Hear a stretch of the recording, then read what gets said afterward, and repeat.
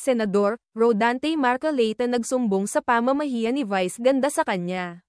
Mariing binatikos ni Senador Rodante Marcoleta si Vice Ganda matapos biruin ang kanyang pisikal na anyo sa isang konsyerto na tampok din si Regine Velasquez.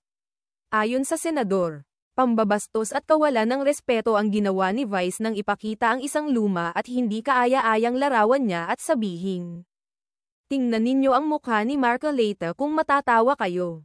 Binanggit ni Marcoleta na ang event ay sponsored ng DG Plus, operator ng online gaming platform na GameZone, kung saan endorser si Vice. Ginamit niya ang pagkakataon para muling kondenahin ang online gambling at ang papel ng mga celebrity endorsers sa pagpapalaganap nito, na aniya ay nagdudulot ng pagkakalulong ng marami. Wala pang pahayag si Vice, ngunit hati ang opinyon ng publiko, may pumapanig sa senador dahil sa respeto, at may nagsasabing bahagi lamang ito ng estilo ng komedya ni Vice.